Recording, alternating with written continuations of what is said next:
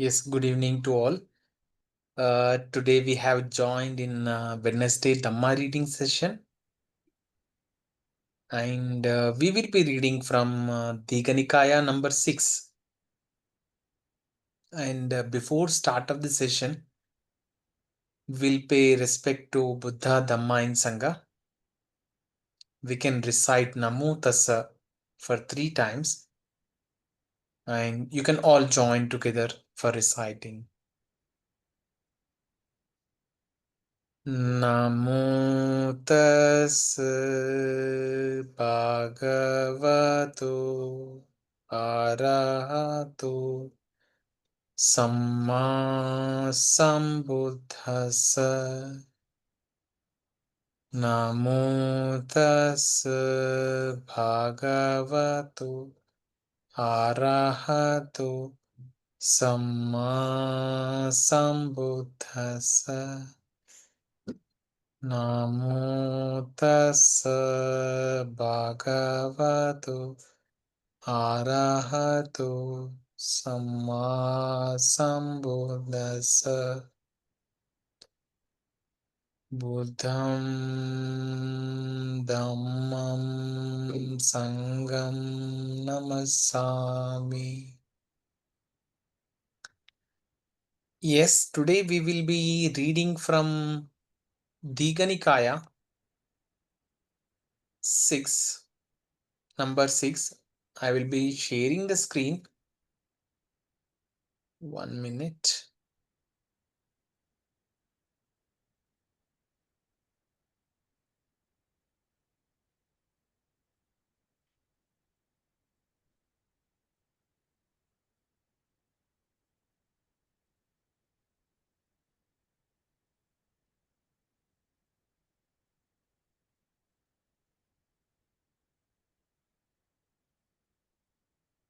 Yes, I will be sharing now.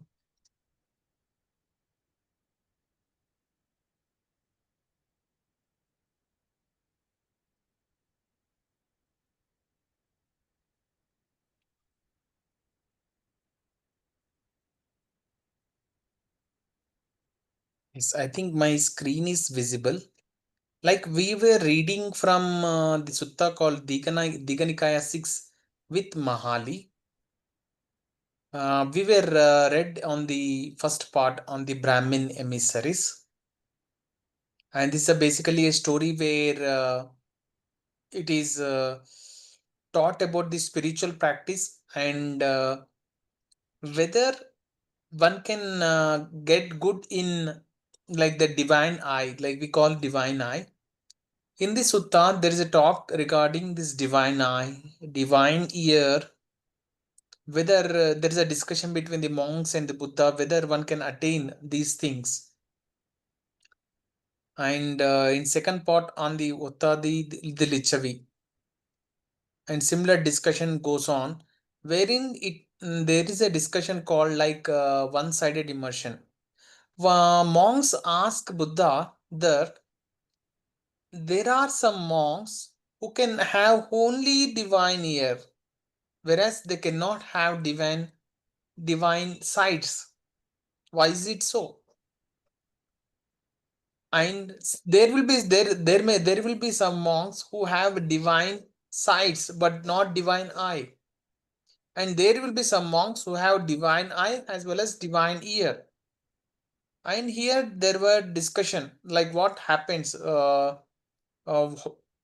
someone will be having a more divine sounds rather than divine sights. There was a discussion going on here. And finally, Buddha told that it is because they have development in those, they have immersion in both these things. Like if one have a immersion in divine eye only, then they will be getting only the divine eye. If they have immersion in both the divine eye and divine ear, they will be getting both divine eye and divine ear.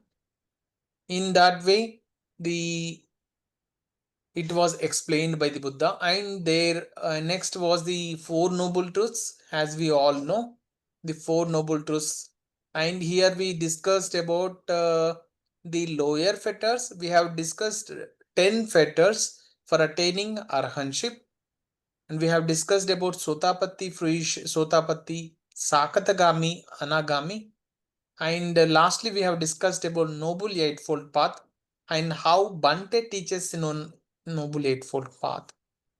And today we will be reading this 2.4 on the Two Renunciates.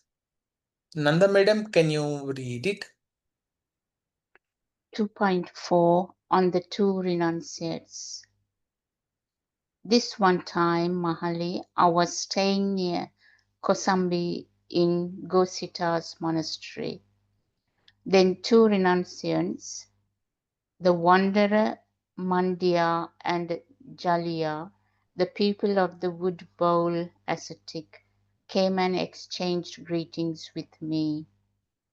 When the greetings and polite conversation were over, they stood to one side and said to me, Reverend Gautama, are the soul and the body the same thing, or they are different things? Well then, reverends, listen and apply your mind well. I will speak. Yes, Reverend, they replied. I said this. Take the case when a realized one arises in the world, perfected, a fully awakened Buddha. That's how a mendicant is accomplished in ethics. They enter and remain in the first absorption. When a mendicant knows and sees like this, would it be appropriate to say of them, the soul and the body are the same thing, or the soul and the body are different things? It would, Reverend. But, reverends, I know and see like this. Nevertheless, I do not say the soul and the body are the same thing, or the soul and the body are different things. They enter and remain in the second absorption, third absorption, fourth absorption. When the mendicant knows and sees like this, would it be appropriate to say of them, the soul and the body are the same thing, or the soul and the body are different things? It would, Reverend. But, reverends, I know and see like this. Nevertheless, I do not say the soul and the body are the same thing, or the soul and the body are different things. They project and extend the mind toward knowledge and vision. When a mendicant knows and sees like this, would it be appropriate to say of them, the soul and the body are the same thing, or the soul and the body are different things? It would, Reverend. But, reverends, I know and see like this. Nevertheless, I do not say the soul and the body are the same thing, or the soul and the body are different things. They understand there is nothing further for this place. When a mendicant knows and sees like this, would it be appropriate to say of them, the soul and the body are the same thing, or the soul and the body are different things? It would not, Reverend. But, reverends, I know and see like this. Nevertheless, I do not say the soul and the body are the same thing, or the soul and the body are different things. That is what the Buddha said. Satisfied, Ottada, the Luchatvi, approved what the Buddha said. Yes, Nanda madam. Actually, I will be taking this text which we are reading into our. There is a TWIM bot where it says in TWIM version the same things are being repeated in TWIM version. I would like to just copy these things so that we can get the TWIM version of these things and we will read that one, that too, so that we can get good understanding about what Buddha is saying in film context. Just I am copying it.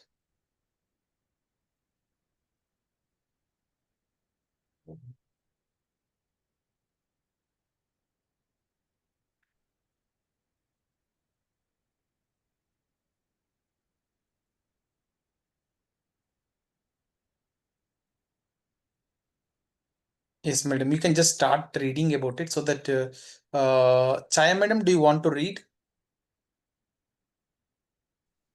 I can read.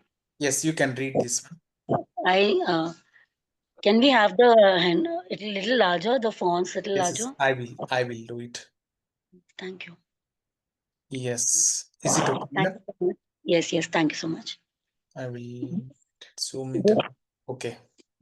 this passage from DN 624 on the Two Renunciates offers a fascinating look into how the Buddha skillfully addresses metaphysical speculations, specifically the question: are the soul, jiva, and the body the same or are they different?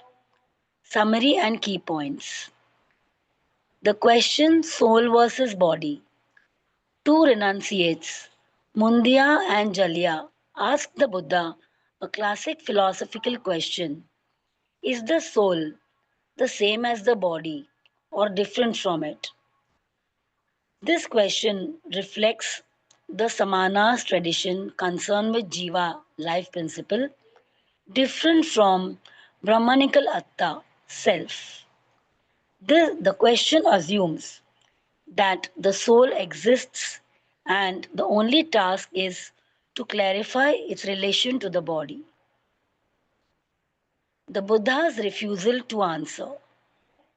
Instead of accepting the premise, the Buddha sidesteps the metaphysical trap. He walks them through a series of progressively deeper meditative states, jhānas, and insight knowledge. After each state, he asks if someone who knows and sees in that state should be able to answer the soul and body question. Each time they say, "Yes, Reverend." Yet the Buddha repeats, "Nevertheless, I do not say the soul and the body are the same or the soul and the body are different." Climax, the final insight. Only when the meditator reaches the realization there is nothing further for this place, meaning the end of rebirth, do the two renunciate agree that the question no longer applies.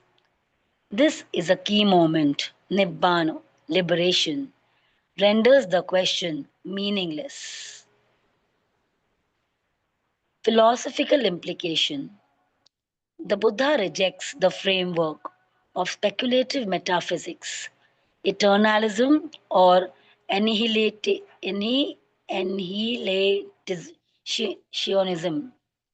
The teaching suggests enlightenment is not about finding answers to what the self is, but about transcending the needs for such questions. Application in the Buddha's method. The Buddha shows direct experience through meditation is more important than the intellectual speculation. Even the highest meditative states do not validate the soul body theory. Ultimate realization, Nibbana, dissolves such conceptual constructs. Why this matters? This passage aligns with a central theme of early Buddhism. The Buddha avoids ontological debates about the self because they lead to clinging and thus to suffering. Instead, he focuses on pragmatic liberation, what ends suffering rather than what exists. Yes, madam. Actually, film version has not come. I will just see it. 1 minute. Sorry.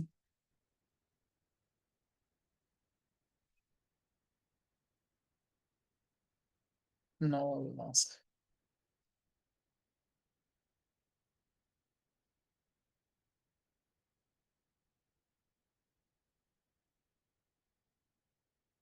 We will read in this, there is a TWIM version where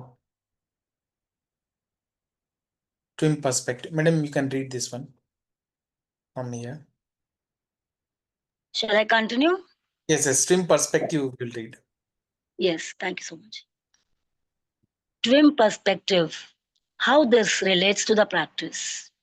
In TWIM, as taught by Bhante Vimalaramsi and explained in the Path to Nibbana, the goal is not intellectual answers but direct experience of cessation, the unconditioned state beyond clinging.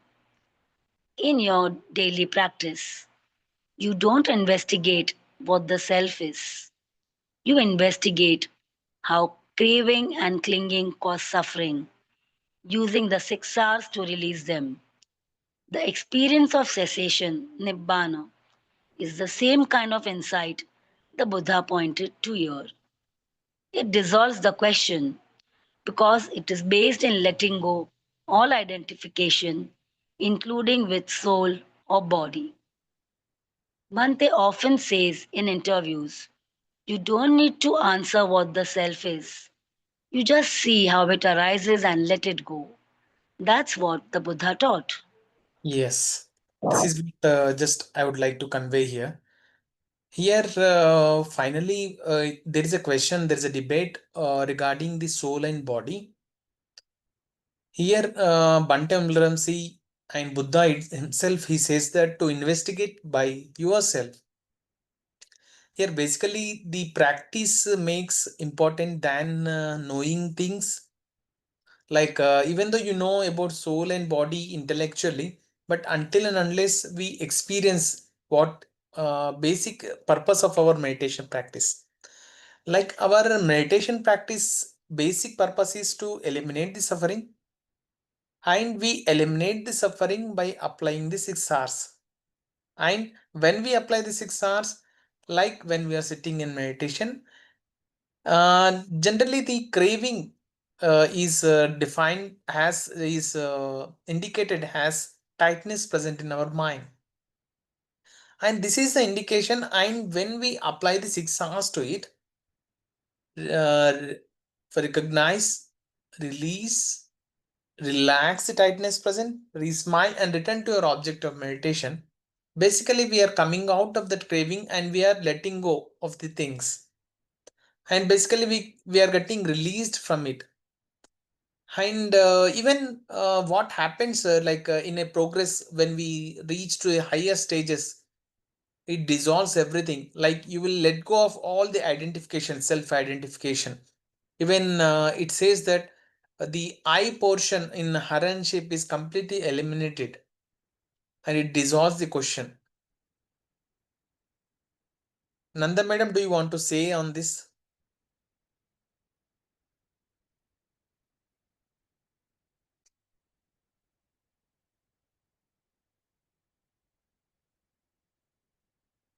Chai madam, do you want to say on this thing?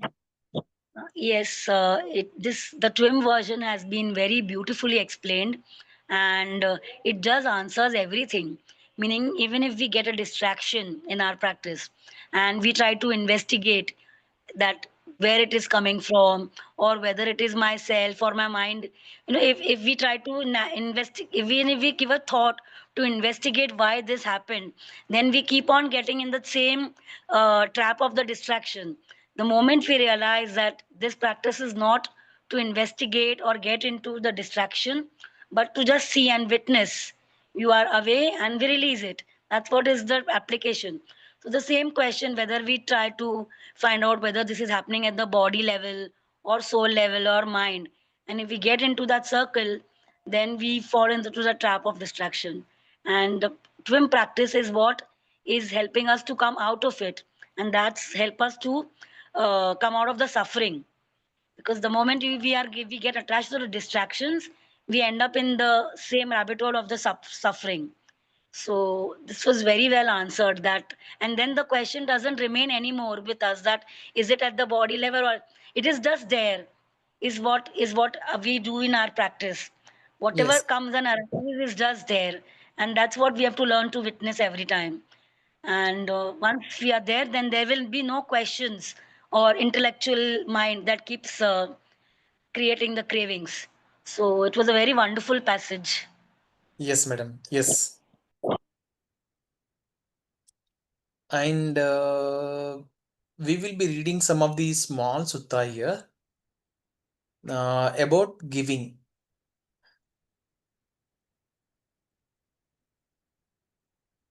Nanda madam, you can read, or I can read one. Nanda madam, you can read. Itivuttaka 26 Dhanasambhivagga Sutta. Giving and sharing.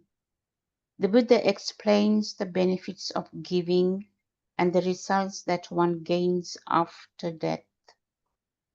This discourse was taught by the Blessed One, taught by the Arahant, the fully enlightened Supreme Buddha. This is as I heard. Monks, if people knew as I know the results of giving and sharing, they would not eat without having given, nor would the stain of stinginess overcome their minds. Even if it were their last bite, their last mouthful, they would not eat without having shared, if there was someone to share it with. But monks, because people do not know, as I know, the results of giving and sharing, they eat without having given. The stain of stinginess overcomes their minds. This is the meaning of what the Blessed One said. So, with regard to this, it was said, if people only knew, so taught the great sage, how the result of sharing has such great fruit, then people would subdue the stain of stinginess, and with pleased minds they would give gifts in proper occasion to the noble ones, where a gift bears great fruit. Having given much food as offerings to those most worthy of offerings, the donors go to heaven when they pass away from here, the human state. Having gone to heaven, they rejoice and enjoy divine pleasures as they desire. The generous people experience the result of generously sharing with others. This too is the meaning of what was said by the Blessed One. This is exactly as I heard. Yes, madam. It is very good sutta of giving. Now we will be reading the TWIM version of it. So that how can we apply in our TWIM practice?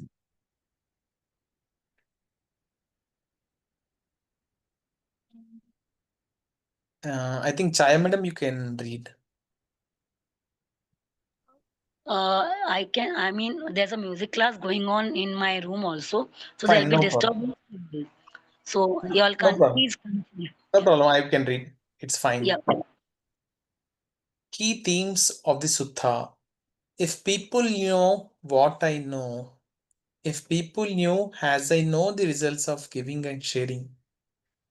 This opening is powerful. The Buddha is pointing to a direct knowledge, not mere belief of the karmic fruit of generosity.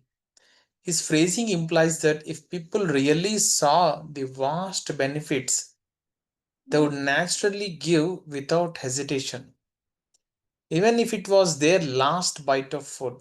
This echoes the idea in many suttas that right conduct flows from right view, harmonious perspective. When you understand the law of karma and the nature of clinging, your actions follow wisely. The stain of stinginess, Macharya, the stain of stinginess overcomes their mind. Here, Macharya is not just selfishness, but a deep attachment and protectiveness over what is mine. From a twin lens, a Macharya is manifestation of craving and clinging. Tanaha plus upadana. This grasping tightens the mind, creating tension, which in meditation would be noticeable as an obstacle to stillness and joy. Bhante Vimalaramsi often emphasizes in interview who can progress deeply in meditation while holding on to selfishness or aversion. Generosity opens the heart, it relaxes craving. So, even in the mundane act of giving food or sharing resources, one is training the mind in letting go, softening craving, cultivating joyful, uplifted states, which supports deeper meditation. The fruit of giving joy, heaven, and liberation. The generous people experience the result of generously sharing. The sutta clearly speaks of the karmic result, heavenly rebirth, and divine pleasures. But in larger context of the Buddha's path, giving is also the foundation of the entire Noble Eightfold Path. In MN 148, the Buddha says, giving is a source of merit and leads to rebirth in human and or heavenly worlds. But it also prepares the mind for deeper training in morality, concentration, and wisdom. So, dana is not merely for future life results, it's an integral part of the path to awakening, cultivating non clinging gladness and generosity of heart, which naturally supports the jhanas and insight. Nanda madam, can you read it? TWIM applies. How this applies in TWIM practice. In TWIM, which is based on a right effort and the relaxation of craving at every step, the attitude of open-heartedness and letting go is crucial. Giving helps in several ways. It gladdens the mind, pamoja. Giving leads to joy, and joy is the first condition for moving into deep meditation as outlined in the Transcendental Dependent Origination. See Majjhima Nikāya 38 and Samyutta Nikāya 12.23. Giving leads to gladness, pamoja, leads to joy, piti, leads to tranquility, leads to happiness, leads to samadhi, leads to insight, and leads to nibbana. This is deeply in line with what Bhante Vimalaramsi teaches. Joy is the engine that moves you through the meditation stages. It weakens the hindrances. Stinginess strengthens craving, which leads to restlessness and worry. Uddhacca, kukucca, and blocks stillness.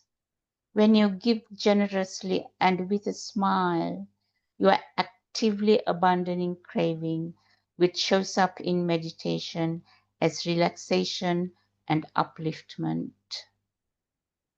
It trains you in letting go of I, me, mine. This is essential in TWIM. Every time you siksa a hindrance, you are training in non-identification. Giving supports this outside the cushion, helping you unhook from possessiveness and ego attachment in daily life. Delson Armstrong notes in his Dependent Origination series, giving begins the process of relinquishment. It builds the habit of disidentifying with what is mine. It also softens the mind and readies it for the higher jhanas. Final reflection. The Buddha isn't just saying be nice. He's showing how generosity is a deep spiritual training. It shapes the mind into a vessel that can radiate loving kindness, metta, rest in joyful stillness, and penetrate insightfully into the impermanent nature of all things. So, whether you're offering a meal, your time, or a kind word, the act of giving, if done with a relaxed and open heart, becomes part of the path to Nibbana. Excellent. Excellent words, madam. These are really excellent. It is basically the act of giving. The last line, which is there, it is very useful. Like many people, normal lay people think that giving is something in material form. But here, giving means you can give some time or you can offer some good word is also an act of giving. Really excellent. And generosity, the starts the or practice also improves through generosity and it weakens the craving. And here is a transcendental dependent origination, which the initial start is giving. When we give something, like let us say, even in some of the retreat Dhamma talks, it was said that if someone gives a smile, little smile, even that is also a kind of generosity practice. When you smile, the opposite person will also try to smile. At that moment, his mind will be uplifted, at least for that moment. That is also an act of generosity. And this giving gives leads to gladness. Gladness leads to joy. Joy leads to tranquility. Tranquility leads to happiness. Happiness leads to collectedness. Collectedness leads to insight. Insight leads to nibbana. Therefore, here it was rightly said that Bhante Vimalaramsi, the joy is the engine that moves you through the meditation stages. It was very excellent, where it weakens our hindrances, and we let go of I, me, my. And the three important aspects it is being told, like if one shows generosity and it helps in deep spiritual training, like one can radiate loving kindness and one can rest in a joyful stillness and one can penetrate insightfully into the impermanence nature of all beings, which will finally lead us to path to Nibbana. And Nanda madam, do you want to say on these things? Yeah, giving, as you rightly said, is very important to our practice. Smiling and encouraging people to meditate, and even having these sessions to encourage everyone to join in and understand what the practice is. It most certainly um, does make an enormous difference when we practice six eyes. It's, to me, it's a very simple technique, yet it amazingly have a profound effect in our body and especially in our mind. As you rightly say, the Samyutta Nikāya 12.23 come to life when we practice the 6R. Yes. Yes, it is a profound change that happens in every meditator, I guess. Yes. It is a very really good thing that we are fortunate enough to get these things in our practice. And I will be reading one more.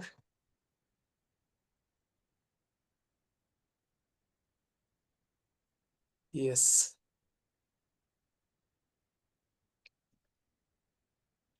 Itivuttaka, ITV 98, Dana Sutta, giving.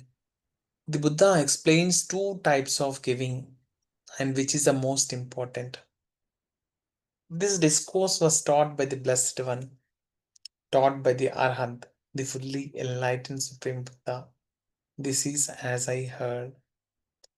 Monks, there are two kinds of giving material things and giving the Dhamma. Monks, of these two kinds of giving the Dhamma is supreme.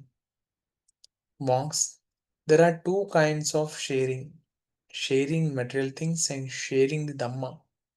Monks, of these two kinds of sharing the Dhamma is supreme. Monks, there are two kinds of help with material things and help with the Dhamma. Monks, of these two kinds of help with the Dhamma is supreme. This is the meaning of what the Buddha, blessed one, said.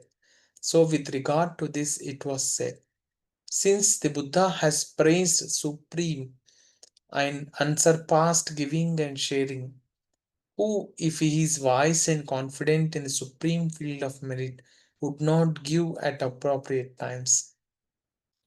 Those who teach the Buddha's Dhamma and those who listen to that Dhamma with minds confident in the Buddha's path are fully purified through the gift of Dhamma. They diligently practice the Buddha's path. This too is the meaning of what was said by the Blessed One. This is exactly as I heard. Yes. I will be reading this in TWIM version, like I will be sharing. Nanda madam can read it.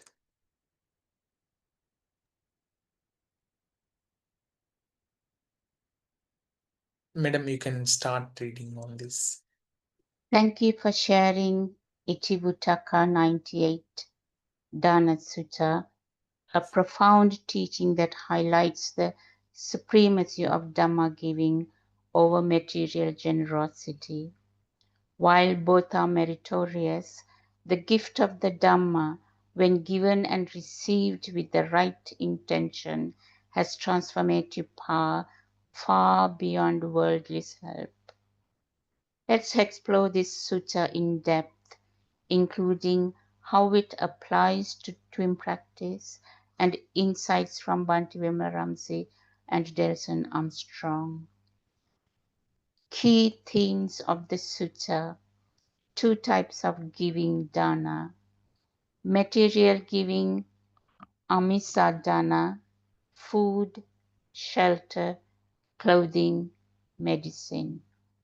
Dhamma giving, Dhamma dana, teaching, sharing, or helping others understand the Buddha's path. Of these two kinds of giving the Dhamma is supreme. This isn't a dismissal of material generosity. It's a clear value hierarchy. Material gifts alleviate temporary suffering. Dhamma leads to liberation from all suffering. Supremacy over Dhamma sharing and Dhamma help. This repetition drives home the point: across giving, sharing, and helping, the Dhamma version is unsurpassed. Why? Because the Dhamma leads to Nibbana, ITV 100, cuts through the root of suffering, tanha, can be shared limitlessly without losing anything. As Bhante Vimalaramsi has said in interviews, when you give the Dhamma, when you help someone understand how to let go, you're giving them freedom. Purification through Dhamma. Those who teach the Dhammas, those who teach the Buddha's Dhamma, and those who listen are fully purified through the gift of Dhamma. Both the giver and receiver of Dhamma benefit, but not just karmically, spiritually. The act of giving and receiving Dhamma becomes a path of purification when it's done with confidence, saddha, and right effort. This aligns closely with what Delson Armstrong emphasizes. Dhamma isn't just words, it's living insight. When you share Dhamma out of compassion, it strengthens your own wisdom and joy. Application in TWIM, practicing the Dhamma in Dhammadana. Every time you keep precepts, siksa a hindrance, radiate loving kindness, share what Bhante or Delson taught with a friend.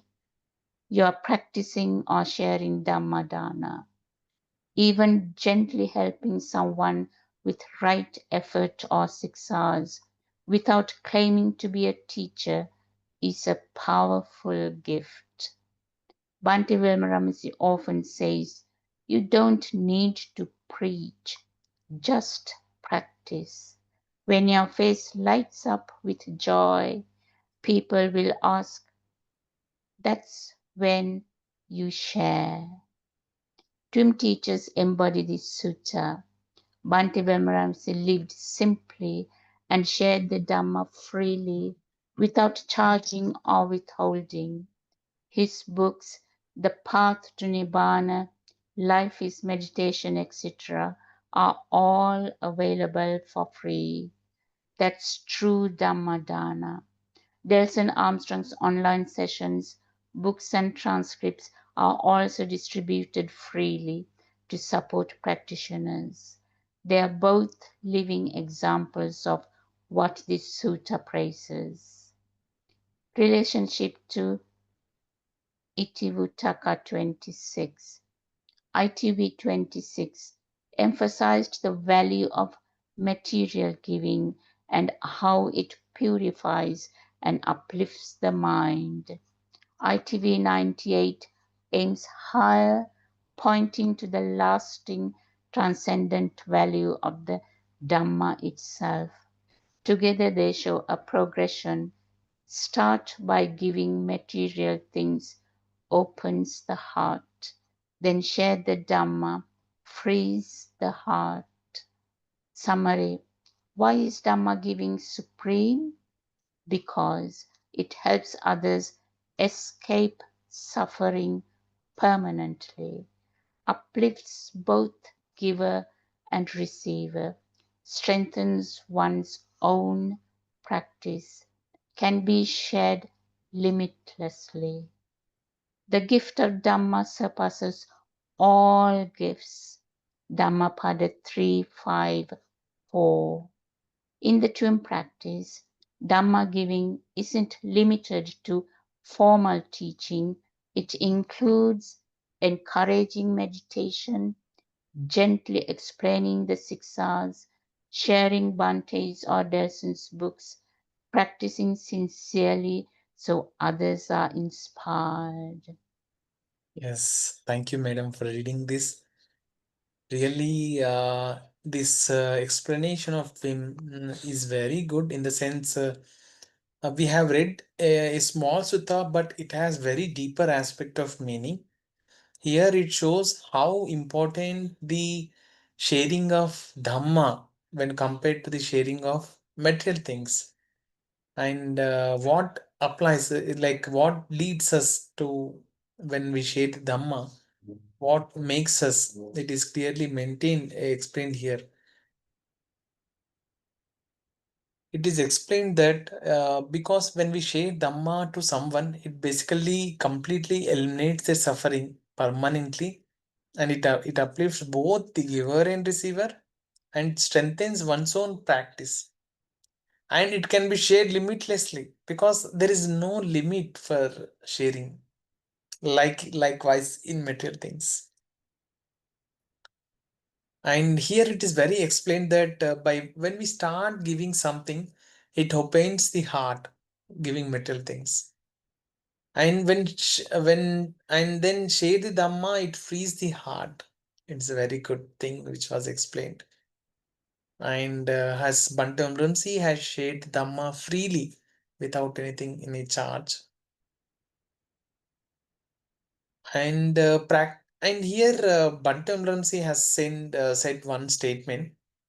You did not preach, you just practice. Like when you practice, like when someone practices the meditation, especially about TWIM, their face will be smiling, uplifting, joy. And the people will come and ask, what are you doing? Then you need to share those time where will help. Nanda madam, would you like to add on this? Yes, I wholeheartedly agree with you there.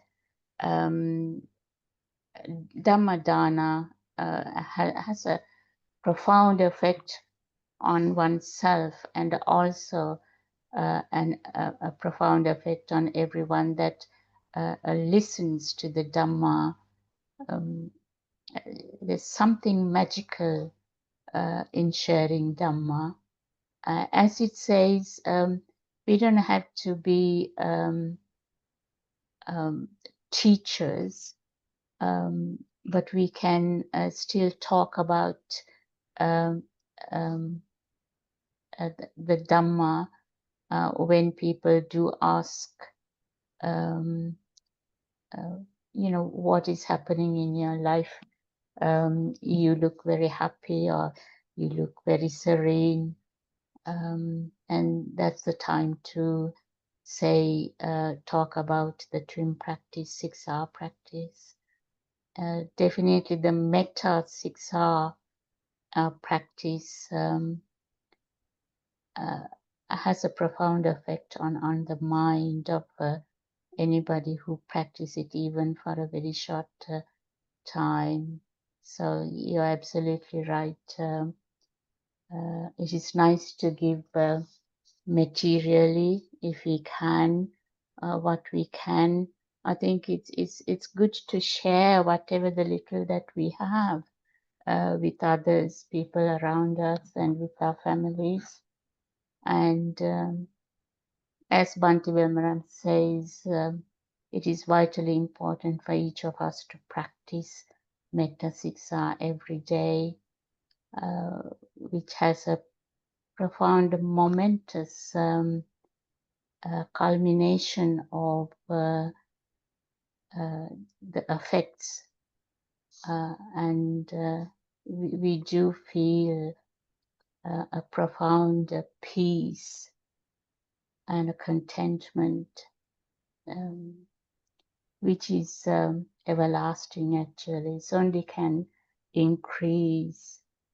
Thank you very much for choosing these readings. Thank you. Yes, madam. Chaya madam, do you want to speak on this?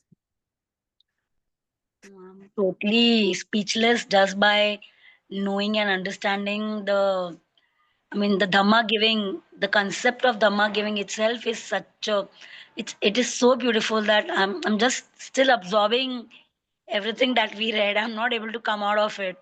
So I was just asking, can we have if we want to reread and revisit, can you share this in some way Yes. that Yes, yes, we can? I will share Yes, this thing. yes, please. Thank you so There is a TWIM bot here, and I will share the link where it is there. You can see my screen. You just Yes. log on to dhammasuka.org. Okay. Then when you scroll down, there will be a AI TWIM bot.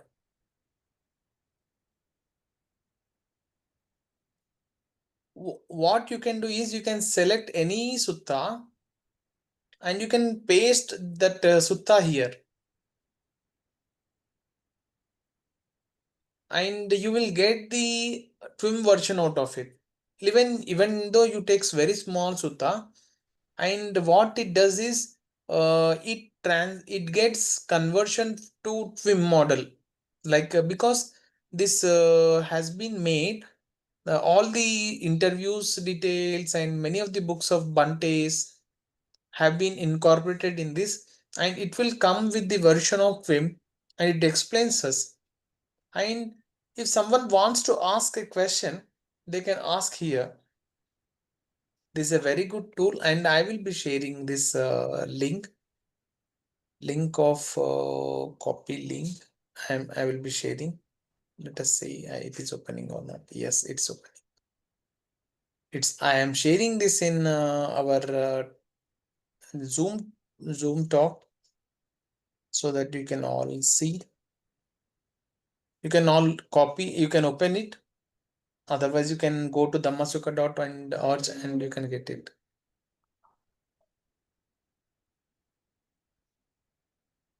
It is really helping in the sense deeper aspects, understanding of deeper aspects. Yes. And the best part is when we not just read alone, but when we share and we listen to each other, the teachings, I mean, we understand them better. Instead of just listening to our own self all the time, when we are able to listen to it from others, the learning is better. So thank you so much for reading this out, and thank you to Nanda ma'am also for reading it out. Reading it out. Yes, yes, you truly said, madam. Yes, I think we will share the merits so that all the merits may be shared to all beings, and will so that the Dhamma is getting protected. We can read all together the sharing merit. May suffering ones be suffering free, and the fear struck fearless be. May the grieving shed all grief, and may all beings find relief. May all beings share this merit that we have thus acquired for the acquisition of all kinds of happiness. May beings inhabiting space and earth, devas and nagas of mighty power, share this merit of ours. May they long protect the Buddha's dispensation. Sadhu, sadhu, sadhu. May all beings be happy. May all you be happy and peaceful. Thank you for the joining session. Thank Thank you you all. so much. Thank you, ma'am. Thank you. Thank you, Chaya madam. Thank you, Nanda madam. Thank you, Pai. Thank you, Paul. Bye. Bye to all. Thank you.